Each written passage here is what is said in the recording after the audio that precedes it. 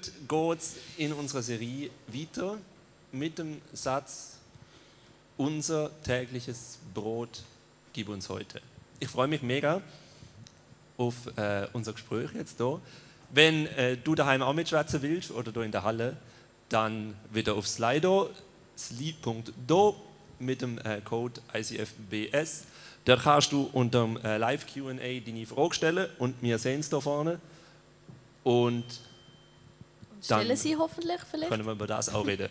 Wir freuen uns über jeden Input, sonst wird es ein bisschen eintönig mit unseren Fragen immer nur. Genau, macht mit. Brot, Ralf. Vorher haben wir es gerade kurz hier für Brot gehabt. Ich habe nicht so gern Brot und hast gefunden, das geht nicht. Als Deutscher muss man gern und viel Brot essen. Und dann habe ich gesagt, ja eben, wenn man als Deutscher in die Schweiz kommt, dann hört man auf Brot essen. Hast du gesagt? Ja, habe ich gesagt, ja. Dabei hat die Schweiz das beste Brot der ganzen Welt. Wer sagt das? Ich. Okay, lassen wir das. Nein, Sag jetzt nicht. Also, besser als Deutschland. die Bitte nach dem täglichen Brot kommt ja irgendwie auch aus dem Hintergrund, vielleicht mit Hunger, vielleicht nach dem täglichen Überleben. Und das kennen wir ja irgendwie, die meisten von uns, die jetzt hier zuhören, wahrscheinlich so nicht mehr, dass man am Morgen aufsteht und nicht weiß, ob man genug zu essen hat für heute. Es sei denn, du bist auf einer 2-Tages-Wanderung und hast zu wenig mitgenommen. Aber dann gehört es zu der Experience, glaube ich. Genau, das verliert die Bedeutung, und du hast das heute Morgen auch gesagt, für mein erstes Video an. Und dann reden wir dann weiter. Jetzt mal schauen. In der Mitte von dem Vater. Ja. In der Mitte von dem Vater unser, als vierte von 4 Bitten, diese Bitte steht: Unser tägliches Brot gib uns heute. In der letzten Woche und der vorletzten Woche, wie wir begonnen haben mit dem Unser Vater, da war noch die Rede vom heiligen Namen Gottes, von seinem Reich, seinem Wille, der geschehen soll im Himmel, so auf Erden. Also ziemlich himmlische, großartige Dinge, und dann wechselte auf einmal zu ganz irdischen Dingen wie tägliches Brot. Für Jesus, wenn man sein Leben so studiert, war das nie ein Widerspruch. Das himmlische, göttliche, wunderbare Dinge mit sehr alltäglichen, profanen Dingen sehr wohl einhergeht. Und Jesus das nie als unwichtig betrachtet hat, so alltäglich irdische Dinge. Die Kleinigkeiten hingegen waren Jesus häufig sogar sehr, sehr wichtig. Interessanterweise, inmitten einer Menschenmenge fällt Jesus die Traurigkeit von einer Witwe auf. In Lukas 7 wird das berichtet. Eine Riesenmenschenmenge und eine Frau, die traurig ist, die entdeckt er. Oder sieht die Müdigkeit von seinen Jüngern im Markus-Evangelium und sagt ihnen dann anschließend: Ruht euch mal ein wenig aus. Das hat keine Zukunft so. Er sieht, dass sie nicht mehr können, nicht mehr mögen, traurig, müde geworden sind über die alltäglichen Dinge, über die Abstandsregeln und so weiter, sind müde geworden, und Jesus fällt das auf. Oder er sieht die knurrenden Magen von den Leuten, oder er sieht auch den fehlenden Wein an diesem Hochzeitsfest. Jesus fallen viele Kleinigkeiten auf, wenn er sein Leben so studiert. Und deswegen ist es nicht ungewöhnlich, dass mittendrin steht: Unser tägliches Brot. Jesus interessiert sich nicht nur an deinem Gebetsleben. Mit anderen Worten. Jesus. Genau, du setzt dich das so Mitte in das Gebet, also nicht du, aber der Satz nach dem Brot, nach dem Essen steht so Mitte in deinem Gebet, und du machst dann den Rahmen so ein bisschen auf und gibst dein Brot so ein bisschen alltägliche Bedeutung, nicht nur um Nahrungsmittel, und stellst dann das so gegenüber. Wir haben jetzt 2 Wochen lang gebetet zum großen Gott, und jetzt auf einmal geht es um Brot. Ilana, du hast das spannend aufgefasst, das spannend dann auch gegenübergestellt. Erzähl doch mal, was dir da noch durch den Kopf gegangen ist. Ja, der letzte Satz, der jetzt gerade ein bisschen abgeschnitten war, ist ja, du hast gesagt, Jesus interessiert sich nicht nur für dein Gebetsleben, sondern für deine Anliegen, für was dich beschäftigt, was dich interessiert. Und wir haben ja am Anfang von dieser ganzen Einfach-Beten-Serie gesagt, dass eigentlich Beten ja das einfach kommunizieren, Freundschaft leben, mit Gott ist, ich erzähle ihm, was mich beschäftigt, er erzählt mir, was ihn beschäftigt, dann ist es ja eigentlich das Gebetsleben. Oder was hast du gemeint, oder wie tust du das differenzieren, dass du kannst sagen, er interessiert sich nicht nur für das Gebetsleben, sondern eben auch für deine Anliegen? Du hast mega gut aufgepasst die letzten Wochen. Genau. Der Punkt, wo ich damit setzen wollte, ist, dass sicher in manche Kreise und auch manche Leute das auffassen, Gebet ist jetzt wirklich was sehr Geistliches. Das ist jetzt wirklich, ich setze mich hin, falte die Hände, schließe die Augen. Auch in manchen christlichen Traditionen ist das ja so. Man geht in einen speziellen Ort, ein spezielles Kämmerlein oder spricht gewisse Gebete. Manche heben die Stimme beim Beten, die beten in Hochdeutsch und statt Schweizerdeutsch. Also ohne das zu bewerten, das sind so Mechanismen, wo etliche Menschen in sich tragen und auch Christen in sich tragen. Und in meinem Gebetleben, das ist was ganz Heiliges. Das ist wirklich was sehr Zentrales. Wir haben sicherlich in den Predigten vorher, hat Matthias und auch der Matthias Saladin, Daniel Lipp, das betont, es geht um die Kommunikation mit Gott, richtig. Und trotzdem erlebe ich immer wieder, selbst wenn wir dazu jetzt 2 Sonntage immer wieder betont haben, dass das Gebetsleben doch ein bisschen heiliger ist als ganz profane Dinge.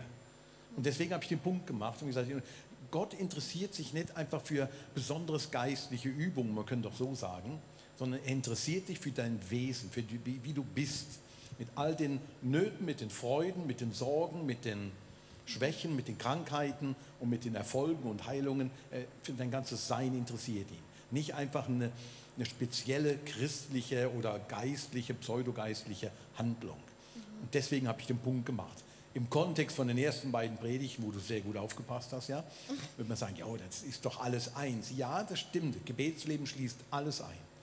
Es ist nicht, man könnte das nicht einfach so trennen, richtig. Aber ich habe deswegen den Punkt gemacht, weil ich immer wieder darauf stoße, dass Leute doch trennen. Und irgendwo so fromme Übungen, Worship ist dann besonders so wichtig, und dann andere Dinge. Deswegen habe ich auch später gesagt, look, wenn Menschen einladen zu sich nach Hause, am Tisch sitzen, ist genauso wichtig und richtig, wie ein Mensch irgendwo zum Livestream oder zum Gottesdienst einladen. Das hat genauso eine Bedeutung. Man kann das nicht irgendwie Brot teilen, irgendwo was weggeben, irgendwo spenden, helfen. Ist genauso wichtig, als wenn du einem eine Bibel schenkst. Das ist nicht geistlicher und nicht wichtiger, der Bibel geben, als irgendwo einem Mensch Brot zu geben, der wirklich physisch Hunger hat, in Not ist. Und viele Menschen haben das auf der Erde ja immer noch, leider. Dann ist das ist ein bisschen der Unterschied. Deswegen der Punkt da gemacht. Danke, super. Dann wird der Satz auch zu einer Erinnerung an uns oder zu etwas, nicht was wir zu Gott sagen, sondern was Gott zu uns sagt über sich. Also ein Stück weit, du hast das dargestellt so als göttliche Offenbarung. Gott ist nicht nur das Große, das Unnahbare, das Unendliche, Heilige, sondern Gott, Jesus, ist der sich wirklich um unsere alltäglichen Bedürfnisse auch kümmert. Ja. Ja. Prayer to self. Ja. Spannend. Aber was denkst du, wo kommt die Trennung? Wieso machen wir Menschen so eine... Oder wieso haben wir so oft das Gefühl, also ich kann jetzt einfach von mir reden, wenn ich zum Beispiel jemandem etwas Gutes tue, also zum Beispiel die Person hinter mir an der Kasse einladen. Und darf dann... ich auch mal hinter dir stehen an der Kasse? Du darfst auch mal hinter mir stehen an der Kasse, genau. Genau, dann habe ich so das Gefühl, das ist ein Eindruck von Gott, oder? Dann mache ich das. Oder auch einfach etwas Kleines schenken, vielleicht nicht ganz whatever. Und dann, wenn ich dann nicht in der Situation noch sagen kann, ich mache das im Fall, weil Jesus dich lieb hat, oder ich mache das im Fall nur wegen Jesus oder so, dann habe ich auch manchmal das Gefühl, jetzt es ist irgendwie etwas gefehlt. Weil jetzt meint er einfach, ich bin so ein guter Mensch, aber es geht ja nicht um das, sondern es geht ja um, dass Gott mit ihm gut meint und ich möchte ein Repräsentant sein von dem, aber dann muss ich ja auch auf den hinweisen. Irgendwie. Und dann passiert wahrscheinlich genau die Trennung, dass man dann vielleicht so wenn man jemandem das Evangelium erzählen kann, ist so mega super geistlich. Und wenn man jemanden aber nur einladet und etwas Gutes tut, dann fehlt irgendwie etwas. Die Frage wäre, woher kommt das ja? Oder? Ja. Ich kann es nicht wirklich auf den einen Punkt reduzieren, aber ich glaube schon, dass in unserer Traditionsgeschichte, auch als ICF, wir existieren schon über 20 Jahre, ist ja fast so lange wie seit Jesus schon. Ja, das ist fast wie katholische Kirche schon. Ne? Also, okay. Ich glaube, dass in der Traditionsgeschichte von der Christenheit natürlich immer wieder diese heiligen Orte, dieses Tempeldenken gab. Du gehst in das Allerheiligste, jetzt wird es dann wirklich ernst, jetzt wird es dann wirklich rein. Und weißt du, aus dem jüdischen Hintergrund auch her, dass es gibt einen Vorhof vom Tempel, dann muss man das machen und innen drin ist dann wirklich Gott. Und so. Und Jesus, in der Person Jesus hat Gott ja wirklich den Vorhang zerrissen und gezeigt, er kommt zu uns, er kommt in unseren Alltag so hinein und hat bewusst auch sehr viele Grenzen überschritten der damaligen Zeit, die man religiös hätte nicht tun dürfen. Er hat so eine Totenbahre angefasst, No-Go. Eine Totenbahre anfassen, das geht gar nicht. Das war unheilig, da musste ein Ritus machen, um wieder rein zu werden. Aber er hat das gemacht und ein Wunder passierte. Oder er ist zu Menschen nach Hause gegangen, wo andere finden, da darfst du auf keinen Fall hingehen. Also er hat mehrere Grenzüberschreitungen gemacht. Und ich glaube immer mit der klaren Botschaft, das Heilige kommt in das ganz Profane, ganz Alltägliche. Das lässt sich nicht trennen. Und das Reich Gottes drängt in diese Welt hinein. Und es schreckt auch nicht zurück, vor den schlimmsten Dingen nicht. Aber von unserer Geschichte her ist dann irgendwie doch so, wenn man noch sagt, der Herr Jesus, ich mache das übrigens im Auftrag von Herr Jesus, dann hat das irgendwo noch mehr Gewicht. Und ich glaube das eben nicht. Das glaube ich eben nicht. Sondern ich glaube, dass die Tat im Namen Jesu, wenn du der Frau an der Kasse oder das und das machst, tatsächlich Kraft hat. Das Wort Gottes kommt nicht leer zurück. Und das Wort Gottes ist Tat. Und das gesprochene Wort. Aber das muss nicht das eine oder andere gegen ausgespielt werden. Wir können das eine tun und im Namen Jesu für Menschen beten, laut oder leise im Namen Jesu, ein Geschenk im Namen Jesu irgendwo, ein Fünflieber irgendwo reinschmeißen. Und das hat Kraft. Das hat Kraft.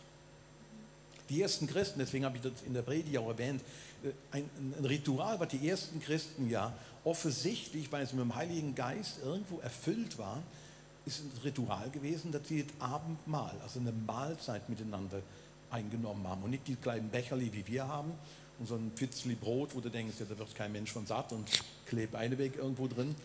Sie haben Mahlzeiten geteilt. Sie haben sie haben die Tische freigeräumt für Menschen, die traditionell arm waren und so bei ihnen sogar versorgt wurden. Und das ist, glaube ich, wirklich ein Werk, wo der Heilige Geist in uns macht, der Geist vom Teil, der zum Nächsten wirklich in das Heilige drängt sich vor. Und wir sind halt, glaube ich, von unserer Geschichte, auch vielleicht sind wir so gestrickt wie Menschen manchmal, dass wir so in Kasten denken, das ist jetzt fromm, das ist jetzt Arbeit, das ist jetzt Freizeit, das ist unheilige Zeit und das wird heilige Zeit. Ja, manchmal hilft das ja, um einem durch den Alltag durchzukommen, obwohl ich glaube, das Reich Gottes durchdringt und will auch alles durchdringen. Von der Geschäftswelt bis zum Essen. Die Grenze durchbrechen ja. Und einfach so eine Einheit in allem schaffen. Ja. Mega stark. Ja, jetzt sind wir gerade schon bei einer sehr umfassenden Bedeutung eigentlich von diesem Satz. Schnell gegangen. Sorry. Nicht sorry, für das sind wir da. Aber ich möchte auf ein Wort nochmal besonders eingehen, und zwar auf das Heute. Und wir haben gerade kurz ein Video zum Heute, aber wir warten immer noch auf eure Fragen. Heute noch. Also die Turbulenzen rund um die ganze Pandemie mit den immensen Kosten und Verschuldungen in die Zukunft hinein, die machen etliche Menschen unsicher. Du hast heute Morgen den Satz in der Kontext von Corona gesetzt. Unser tägliches Brot gib uns heute. Und dann gegenübergestellt die Unsicherheit, die Offenheit, vielleicht auch die Ungewissheit, in der wir jetzt sind. Niemand weiß, was kommt, niemand weiß, wie es weitergeht. Was bedeutet der Satz für dich jetzt ganz konkret in der Situation, in der wir uns gerade befinden? unser tägliches Brot gib uns. Ja, ich habe den Satz im Kontext heute. darüber nachdenken müssen. Ich habe im Vorfeld zu dem Satz gesagt, dass wir in unserer Überflussgesellschaft ja gelernt haben, zuerst geht es mal um meine Bedürfnisse, mich, mi und was ist wichtig für mich. Und viele Gebete beginnen auch so. Und unser Vatergebet in die Bitte, die 4. Bitte heißt unser tägliches Brot. Das ist so eine unser Bitte, nicht eine Ich bitte, eine unser Bitte. Und das habe ich im Vorfeld noch gesagt. Ich habe gesagt, dass ich dein Reich komme, dein Wille geschehe. Das muss an erster Stelle stehen und nicht, wie geht es mir, wie geht es mir. Und dann habe ich über die Turbulenzen von der Pandemie gesprochen und von den immensen Kosten. Und man könnte vielleicht auch anders drücken, momentan gesellschaftlich machen wir was, wir essen das Brot von morgen und übermorgen. Wir machen enorme Schulden, also als ganze Gesellschaft. Und ihr seid die Junge, ihr müsstet irgendwie stemmen. Ich nicht mehr. Also wenig. Aber die nächsten Generationen müssen ja irgendwann mal das bezahlen, was wir momentan alles möglich machen, um diese Situation in den Griff zu kriegen. Und auf einmal hörst du jetzt mehr und mehr Stimmen, ja, wie soll das gehen in Zukunft? Wir können es ja nicht ultimativ bis zum Geht nicht mehr verschulden und das geht ja auf lange Sicht geht das ja nicht mehr auf. Also rein ökonomisch jetzt mal gedacht, da muss man sagen, irgendwie müssen wir ja aus der Sache auch rauskommen, auch ökonomisch, auch die nächste Generation. Also ihr dürft ihr nicht einfach nur bankrott, nur noch immense Steuern zahlen, damit das irgendwie funktioniert. Das ist der Kontext, wo ich reingestellt habe. Und dann habe ich die Passage an sich damit abgeschlossen und gesagt, ich glaube, es wird uns mehr und mehr auch deutlich, es gibt nicht die ultimativen Sicherheiten, auch gesellschaftlich nicht.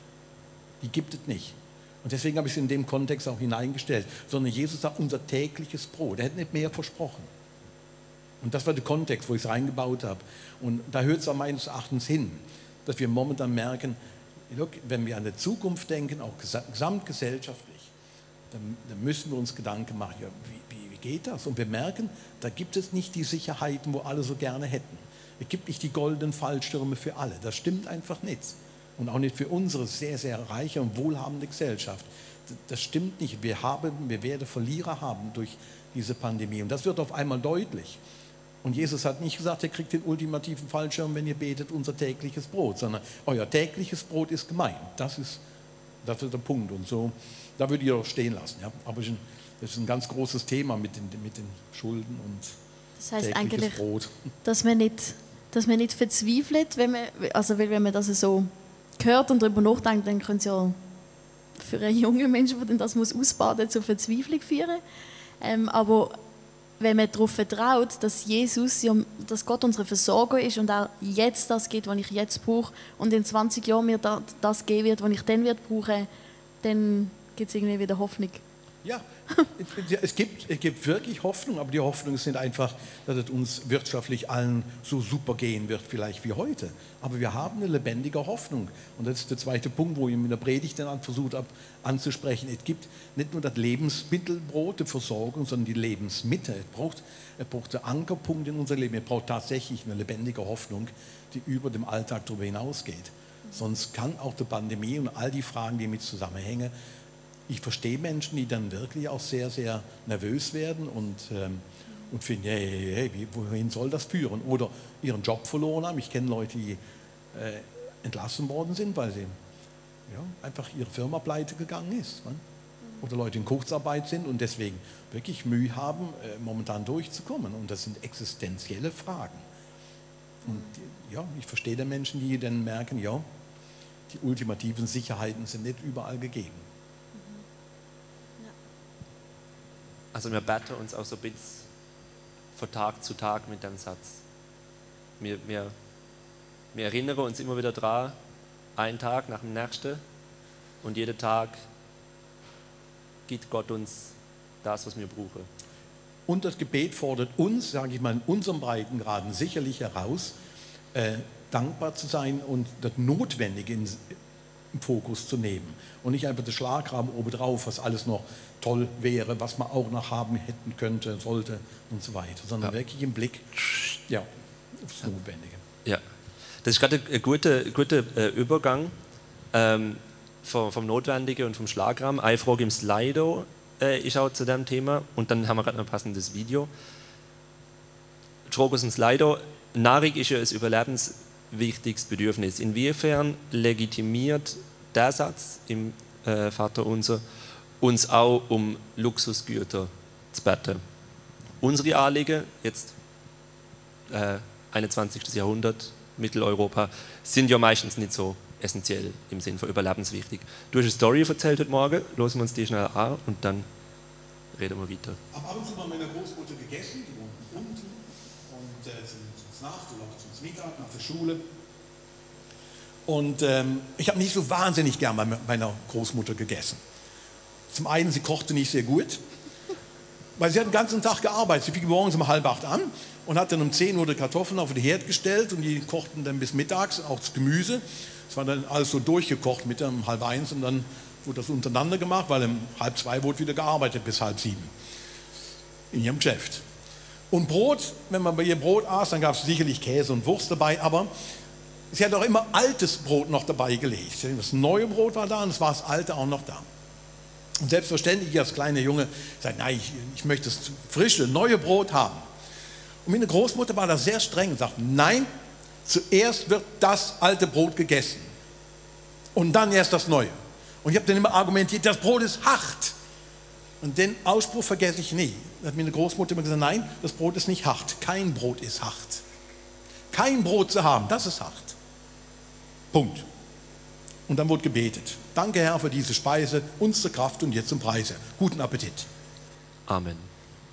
Amen. Ja, also zum deinem jungen Ich noch das richtige Argument an die Hand geben, gegenüber deiner Oma. Das Brot von gestern schmeckt morgen auch noch alt. Ja. Ja, das ist eine ganz wichtige Lebensweisheit. Amen. Ja, aber kommen wir zurück zum Ernsthaften.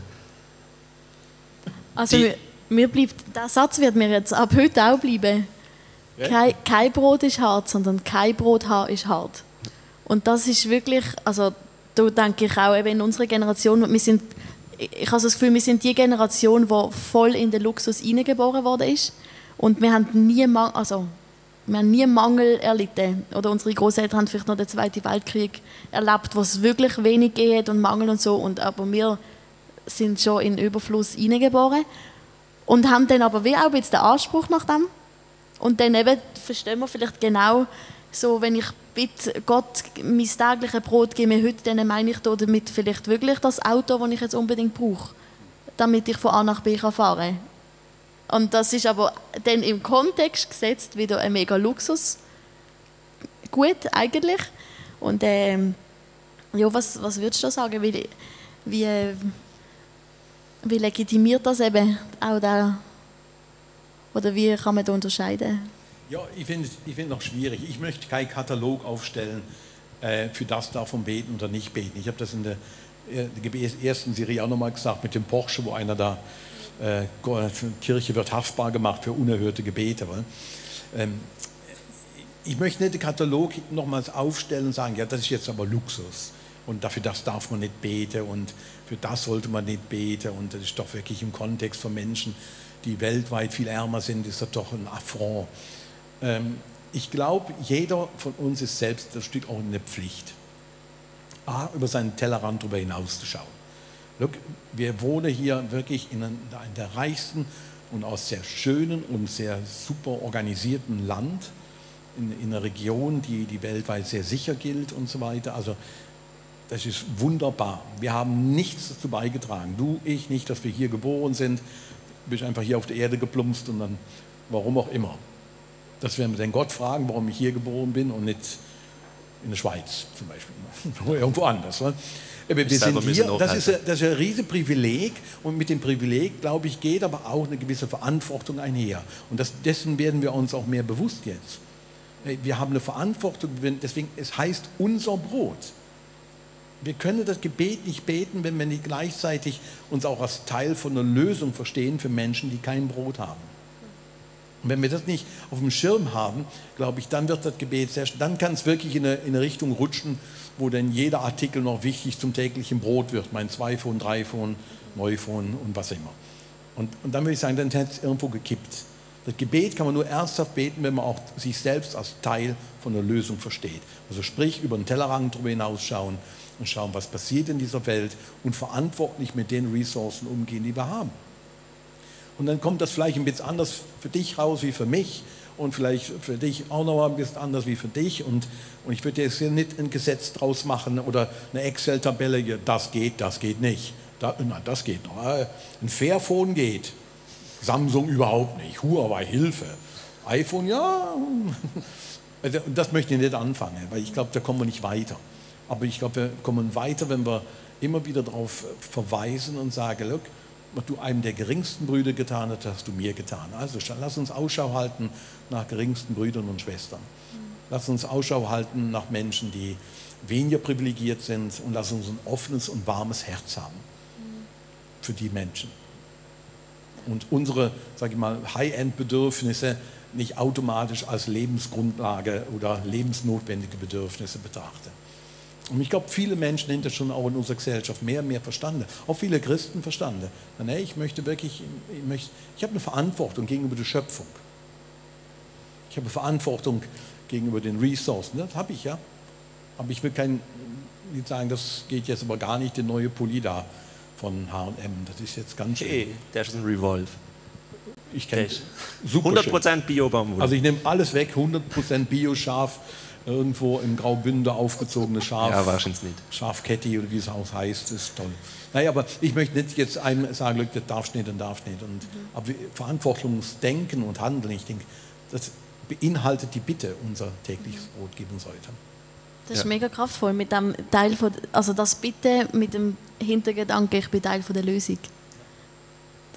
Eigentlich können wir jetzt aufhören, wir haben schon... Ja, können wir machen. Nein, das ist nämlich eigentlich, also wäre auch eine Frage vom, aber ich stelle sie gerade jetzt. Wie eben unterscheidet man, was notwendig ist und was nicht notwendig ist? Weil du im nächsten Video, wollen wir es noch schauen? Wollen wir es schauen? Ja, komm, wir schauen es. Okay. Wo sind wir? Da. Auf die Idee und sagen, ja, wir brauchen die Zutaten fürs Brot, morgen brauchen wir heute schon. Und so haben es manche denn ausgelegt. Und manche dachten ja auch daran, dass Jesus hier an das kommende Reich denkt und gib uns heute doch schon etwas von dem Himmelreich, damit heute schon keiner Hunger mehr muss. Der Martin Luther hat in seinem kleinen Katechismus, in seiner Auslegung vom Vater Unser, das tägliches Brot mal folgendermaßen erklärt. Was heißt denn tägliches Brot? Alles, was Not tut für Leib und Leben, wie Essen, Trinken, Kleider, Schuh, Haus, Hof, Acker, Vieh, Geld, Gut, fromme Eheleute, fromme Kinder, fromme Gehilfen, fromme und treue Oberherren, gute Regierung, gut Wetter, Friede, Gesundheit, Zucht, Ehre, gute Freunde, getreue Nachbarn und desgleichen. Ja, das ist mal eine Auflistung. Also ich mag vor allem das gute Wetter. Ja. Und wir haben vorher gerade gelernt, Sprit hätte er sicher auch dazu geschrieben. Was? Benzin hat er sicher auch dazu geschrieben. Ja, genau. Ja. Das musst du jetzt erklären, sonst denkt jeder, du bist ja, dumm. der Ralf ist vorher zu Sport gekommen, weil er hätte sogar tanken. Ja, genau. Dann habe ich gefunden, er hat seine eigene Lektion nicht verstanden. Hat diese Debatte. Brot kann eine sehr breite Bedeutung annehmen, haben wir jetzt schon ein paar Mal gesehen, auch hier jetzt bei Luther nochmal als alltägliche, mehr oder weniger notwendige Sache, die, ich würde jetzt das bei Luther zusammenfassen, die aus seiner Sicht zu einem guten Leben dazugehören. So.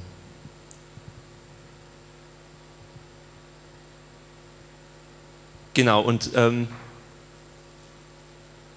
da könnten wir jetzt auch wieder die Frage stellen, aber wir haben die eigentlich schon ein paar Mal gestellt. Du hast sie gerade so jetzt angetönt, was wäre da jetzt notwendig? Wie kann man herausfinden, was brauche ich und was ist einfach, was ich irgendwie mir sonst noch wünsche? Oder dann... Ich habe einen tollen Satz gelesen, möchte ich noch einmal vorlesen. Ich habe ihn nicht in eine Predigt eingebaut und deswegen kann man dann abends nochmal nachlesen. Da hat einer zum Brot folgendermaßen, anders als der Luther, noch formuliert. Er hat gesagt, Brot ist das teiggewordene, gebackene Zusammenspiel zwischen dem, was Menschen tun können und dem, wohin worin sie auf Segen Gottes angewiesen sind. Das teiggewordene, gebackene Zusammenspiel. Irre ausgedrückt, ja? Lass ich es einfach so stehen. Nein, es hätte mich so mit beflügelt in der Richtung zu denken, look, was ist notwendig? Ja? Notwendig ist ich denke, für jeden von uns in unserer Gesellschaft ist, dass wir irgendwo arbeiten können. Und Arbeit hat in der Bibel auch sehr hohen Wert. Auch Brot entsteht nicht ohne Arbeit. Dass wir irgendwo tätig sein können, dass wir uns einbringen können, dass wir Lohn für unsere Arbeit bekommen. Das sind notwendige Dinge für jeden Menschen von uns. Es gibt einen verschwindend kleinen Anteil Menschen, die nicht darauf angewiesen sind, weil sie ein großes Erbe haben oder als Königin oder sonst was auf der Welt plumpsen und dann leben sie halt so. Aber wir Menschen sind angewiesen auf Lohn, auf Arbeit und uns irgendwo einbringen können. Und wir sind ja gleichzeitig aber auch angewiesen darauf, wenn wir bei der Metapher Brot bleiben, dass was wächst, dass was entsteht, das können wir nicht einfach machen. Wir brauchen gut Wetter, wir brauchen Regen, wir brauchen Sonne, wir brauchen diese Dinge. Und selbst wenn ein Vulkan ausbricht, das Sonnenlicht ist nicht da. In unserer Geschichte war das mehrmals der Fall, wo dann schlimme Hungersnöte eingetreten sind wegen solcher Naturereignisse. Wir haben nicht alles im Griff. Also das Notwendige sehe ich als Arbeit an, Essen an, Kleidung. Das sind so die ganz notwendigen Dinge wie Wasser oder wie Matt Air zum Beispiel das formuliert, sagt Housing, irgendwo ein Dach über dem Kopf, frisches Wasser, irgendwo einen medizinischen Zugang. Und Matt Air, also diese Hilfsorganisation, definiert das Notwendigste in Krisengebieten so und sagt, wir machen Häuser, wir schauen für frisches Wasser und wir schauen dafür, dass Menschen irgendwie eine medizinische Grundversorgung bekommen können. Und definieren so das Notwendigste. Und ich finde das eine ziemlich gute Definition, auch in unseren Breitengraden, wo man sagen kann, ja, das ist wirklich notwendig. Und ich füge Arbeit hinzu, weil das in unserem System, wo wir drin sind und auch weltweit, wenn du irgendwas schaffen kannst, den eigenen Acker hast oder den Verkauf hast, wenn du das Brot selbst verdienen kannst, dann ist ein ganz wesentlicher Punkt für Freiheit, für Selbstständigkeit und auch für Menschenwürde. Eine Frage aus dem Slido gerade zu dem noch. Warum müssen wir Gott überhaupt um das Brot bitten? Gibt er es eigentlich nicht gern? Oder soll das Gebet zieht das mehr auf unsere Herzenshaltung ab? Ja, da zielt ein bisschen die Frage auf eine Frage, ich glaube, von der letzten Woche oder vorletzten Woche stehen. Warum muss man überhaupt beten? Was ist das für ein Gott, den man extra noch bitten muss, der doch allwissend zu sein scheint und dann muss man ihn extra noch fragen? Geht ein bisschen in die Richtung, die Frage. Aber ich würde noch ein bisschen anders auf das tägliche Brot gehen. Ich glaube, es geht nicht darum, wir sind nicht gezwungen, das Gebet zu beten. Oder? Steht nirgendwo, du musst das beten, sondern so sollt ihr beten. Auch nicht das sollt ihr beten, sondern so sollt ihr beten. Der Daniel Lipp hat das in seiner Predigt ziemlich gut ausgedrückt. Einmal das und das Zweite ist, doch, Gott gibt gerne, aber wie gesagt, wir sind auch Teil der Lösung. Und ich glaube, da steckt noch mehr drin, allein in dem Wort unser. Weil, warum muss ich das beten? Ja, vielleicht wegen dem unser, vielleicht wegen dem. Weil es geht nicht nur um dich, sondern es geht um eine Menschheit, es geht um deine Brüder und Schwestern hier und noch weiter weg. Ein Link zu Brot müssen wir jetzt noch machen. Wir haben schon ganz viele Bedeutungen angeschaut, schon ein sehr breiter Rahmen. Gerade mein nächstes Video. Geht es aber noch weiter, neben dem Lebensmittel, glaube ich, geht es bei der Bitte auch um die Lebensmitte von unserem Leben. Weil interessanterweise, Brot spielt in dem Leben von Jesus wirklich eine zentrale Rolle. Er wird im Brothausen geboren, also in Bethlehem übersetzt, das heißt Brothausen. Und am Anfang von seinem Wirken steht auch so eine Brotgeschichte. Es beginnt mit der zwar Versuchung, wo Jesus in die Wüste geführt wird. Und wo er in der Wüste umher ist und Hunger hat und dann er aufgefordert wird, in Matthäus 4 steht es, bist du der Sohn Gottes, so sprich doch, dass diese Steine Brot werden. Und Jesus antwortet dann aus dem 5. Buch Mose, der Mensch lebt nicht vom Brot allein, sondern von einem jeden Wort, das aus dem Mund Gottes kommt. Da beginnt seine ganze Geschichte mit Brothausen und dann diese Versuchungsgeschichte. Und am Ende von seinem Leben steht wieder Brot zentral im Zentrum. von seiner ganzen Gemeinschaft, mit der er zusammen ist. Und er redet von dieser unvergänglichen Speise und sagt, dies ist mein Leib, der für euch hingegeben wird. Und bricht denn das Brot. Und Brot hat wie so eine rote Linie im Leben von Jesus drin. Auf dem Höhepunkt von seinem Wirken, 5000 Menschen sind zusammen, eine riesige Truppe, alle sind gebannt zuzuhören, was Jesus sagt und so weiter. Und da sagte er ihnen, ich bin das Brot des Lebens. Und wer zu mir kommt, den wird nicht hungern. Und wer mich glaubt, der wird niemand mehr dürsten. Jetzt haben wir nochmal, das ist nochmal ein ganz neues Kapitel, wo du da jetzt aufmachst. Ein Brot neben all dem Alltäglichen wird auf einmal Jesus zum Brot. Ja, und es geht ja wirklich, man muss wirklich nicht lange überlegen, zum die ganzen Brotvers, dass die einem einfallen. Obwohl Bethlehem vielleicht nicht immer das Erste ist, was einem einfällt. Es sei denn, man ist vor 2 Jahren da an der Christmas Celebration gesehen. Ja, genau, da haben wir das Brothaus, haben wir Brot hier gebacken da. sogar. Da, genau. Ja, genau. Aber du machst das mega schöne Bild von der Lebensmitte anstatt Lebensmittel. Ich werde das nie mehr vergessen. Was bedeutet jetzt in diesem Kontext Lebensmitte für dich? Welche neue Perspektive bekommt die Bitte? Ich glaube, dass Jesus in der Geschichte mit den 5000 Menschen, die da zusammen waren, es passieren 2 Dinge oder 3. Das erste ist, Leute sind hungrig. Und es wird so eine wunderbare Geschichte daraus und die Menschen werden alle satt. Also sie werden leiblich satt. Jesus hat nicht einfach gesehen, ja, dann fastet heute einfach jetzt mal weiter, ich habe noch eine wichtige Predigt zu Ende zu bringen, jetzt müsst ihr halt durchbeißen. Nein, er hat wirklich dafür geschaut, dass die 5000 Menschen satt wurden. Rein physisch wirklich satt wurden.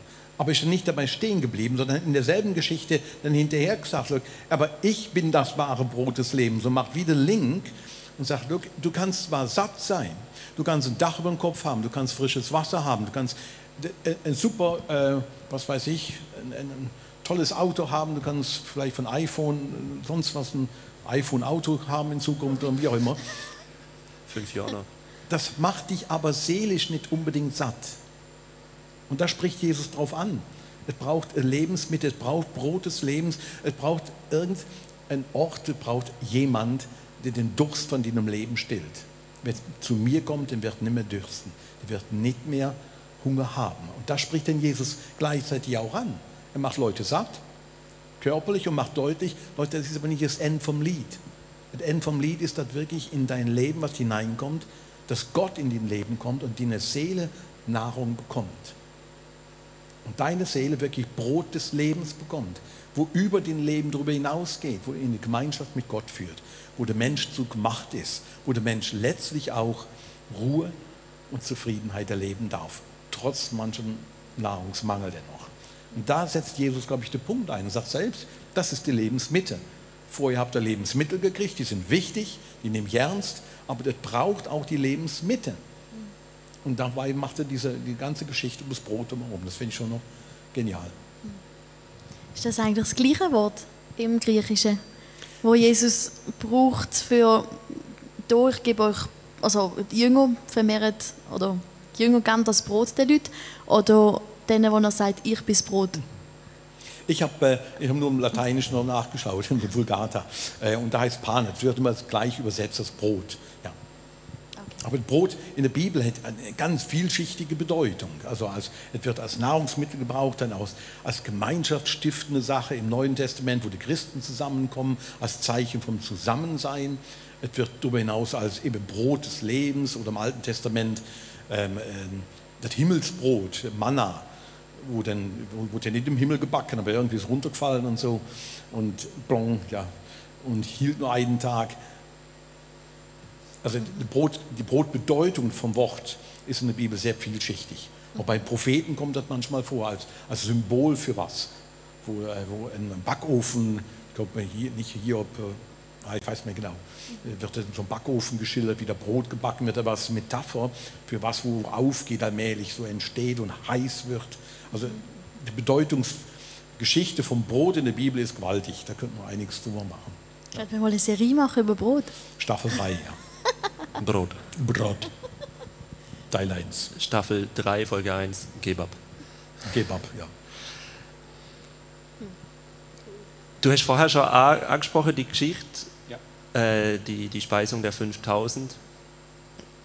Und da geht es ja auch um Essen, um Kebab in einer Art. Und dann erwartet man irgendwie, dass Jesus jetzt ein Wunder macht. Und dann rund aber ein bisschen unerwartete Wendung. Jesus reagiert vielleicht nicht so, wie es die Jünger sich erhofft oder erwartet haben. Was sagt Jesus? Und was bedeutet das für uns jetzt heute in dem Thema? Ja, genau. Also Jesus sagt in der Geschichte, nachdem die Jünger gekommen sind, die Leute haben Hunger, schickst sie doch heim, dass sie was holen und so weiter. Und dann sagt Jesus, ja, gebt ihr ihnen zu essen. Und ich finde das einfach grandios. 5000 Leute, 12 Jünger, gebt ihr ihnen zu essen. Ja, mach mal. Und ich kann förmlich das Schmunzeln von Jesus sehen, wie er da sitzt. Und so ein Petrus, was soll das denn? Und dann, die Story finde ich wirklich grandios, weil Jesus macht eine Wendung in der ganzen Geschichte vom Lebensmittel zur Lebensmitte und bezieht dann seine Jünger mit ein und sagt, look, gebt ihr ihnen zu essen. Wie kommt das lebendige Brot zu den Menschen? Es kommt eben nicht wie im Alten Testament runtergeflogen als Manna, sondern es kommt durch mich und durch dich. Und ich habe das heute Morgen so versucht, ein bisschen deutlich zu machen, wenn wir die ersten Bitten vom Vater unser ernst beten, unser Vater im Himmel, geheiligt werde dein Name, dein Reich komme, dein Wille geschehe, wie im Himmel, so auch in meinem Leben, dann hat das eine Auswirkung auf die 4. Bitte. Weil dann sind wir wirklich involviert, dann wird es unser tägliches Brot, gib uns heute. Und dann sagt Jesus uns, ja, dann gebt ihr ihnen doch zu essen. Der Heilige Geist treibt Menschen immer wieder zum Teilen und großzügig sein, zum Weitergeben. Der Heilige Geist ist nicht der Geist, der einen aufbläst, so einer geistlichen Superman oder Superwoman, sondern es ist ein Geist, der zum anderen treibt, der wirklich zum Teilen treibt. Und beste Geschichte ist die ersten Christen, die alle zusammen waren, die das eines Ritual wirklich angefangen haben, miteinander zu essen. Das Abendmahl miteinander zu essen, Leute einzuladen. Und gesagt, look, im Himmel gibt keine Einzeltische, wir sitzen alle an einem Tisch. Alle sind eingeladen und dazu drängt der Heilige Geist. Und das finde ich in der Geschichte grandios und das, glaube ich, gilt für uns eben heute auch noch. Wenn wir das Gebet beten und hat Folgen, dass Jesus uns auch heute sagt, dann gebt ihnen zu essen. Also lass uns das wirklich praktisch tun. Ja. Das ist eigentlich mega spannend, weil wir können es ja auch voll als Widerspruch irgendwie sehen. So, Gott, ich bitte dich, das Brot zu geben und Gott tut gleichzeitig mich bitten, Brot zu geben. Und dann ist so, hey, jo, was jetzt? Beides. Es ist beides, wirklich, ja. Das ist immer wieder faszinierend bei Jesus. Ja. Es ist immer beides. Du hast heute Morgen noch gesagt, stell dir vor, wenn Hunderte von Leuten, wenn alle Menschen vom ICF Basel, Basel-Land und Lörrach genau das würden ernst nehmen und machen. Und das ist mir immer so geblieben und ich habe dann so gedacht, ich möchte dich fragen oder dich bitten, kannst du das Bild noch mal so ein bisschen zeichnen? Was schwebt dir? Also die Aussage tönt so, als ob du eine mega Vision hast und ein mega konkretes Bild von was stellst du dir denn konkret vor? Was würde passieren, wenn Hunderte von Leuten? Okay, mache ich mein Schlussstatement. Ist das gut? Ja, Ja. steht so da. Okay.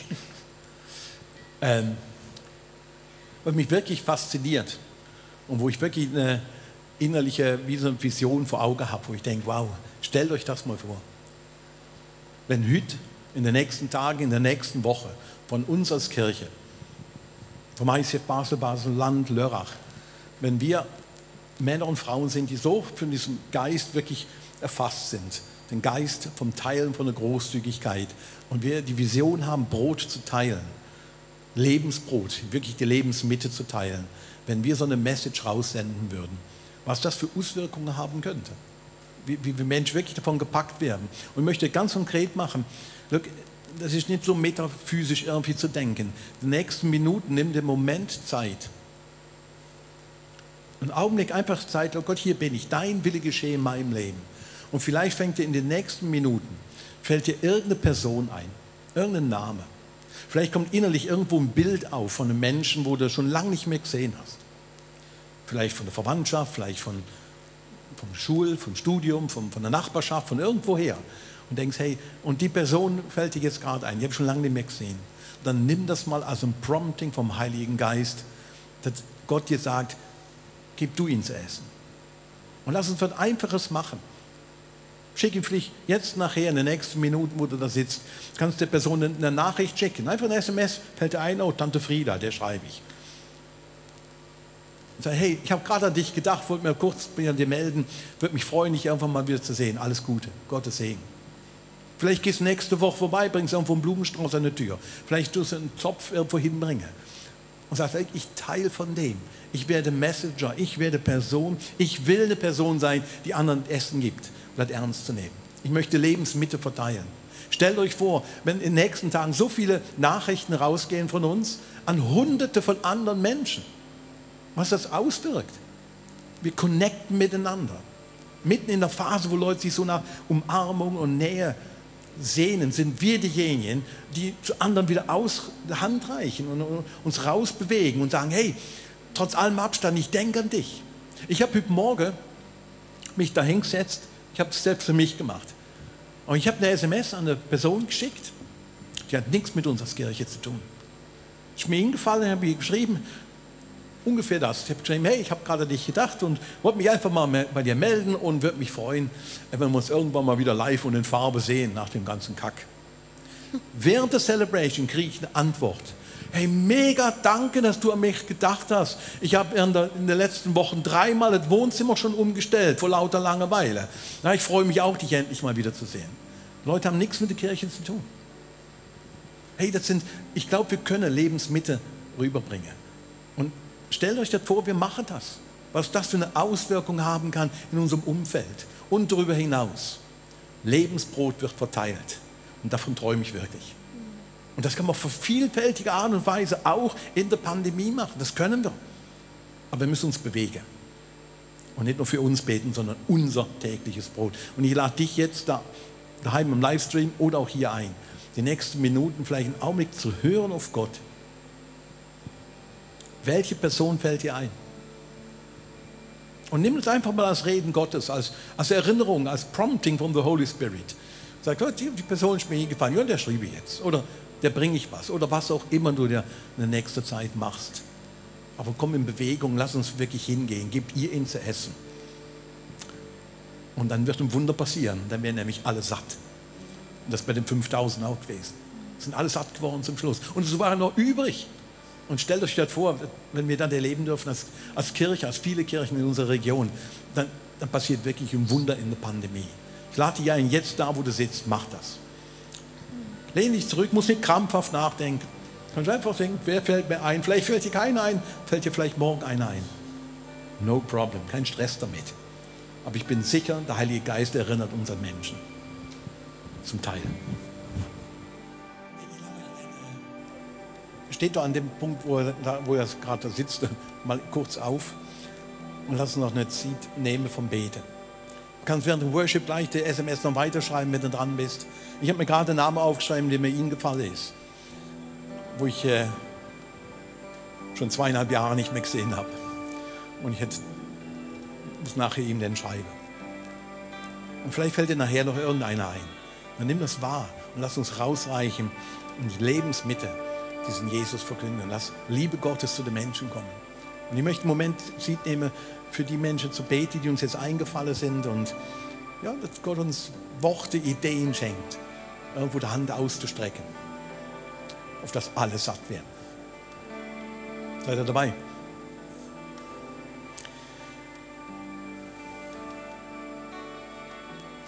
Und Jesus, wir nehmen als Kirche, als ganze Gemeinschaft, nehmen das jetzt ernst. Sonst sagt wir, unser tägliches Brot gib uns heute. Und Jesus, wir möchten Teil von einer großen Lösung sein. Und wir möchten mit dem Gebet deutlich machen, Jesus, wir sind bereit hinzugehen, um Menschen Essen zu geben. in dem Vertrauen, dass du uns versorgst, dass wir nicht zu kurz kommen. Und bitte für alle Menschen, auch, die heute hier sind oder am Livestream dabei und wo das Gefühl momentan haben, hey, ich komme zu kurz und an mich denkt keine Sau mehr, hey, ich möchte dir zusagen, doch, Gott sieht dich. Er sieht dich in deiner Traurigkeit, Gott sieht dich auch in dem, wo du das Gefühl hast, du wirst übersehen. Und im Namen Gottes möchte ich dir zusprechen, Gott ist ein Gott, der wirklich ein waches Auge hat auf dich. Heiliger Geist, wir laden dich ein und gib uns Mut, wirklich uns auszustrecken zu den Leuten, wo wir schon lange nicht mehr gesehen haben und entdeckt haben. Und Herr, wir möchten sehen, dass in den nächsten Wochen und Monaten noch wir etliche Leute wieder treffen und ein Stück Lebensbrot wirklich verteilt werden durfte. In deinem Namen beten wir.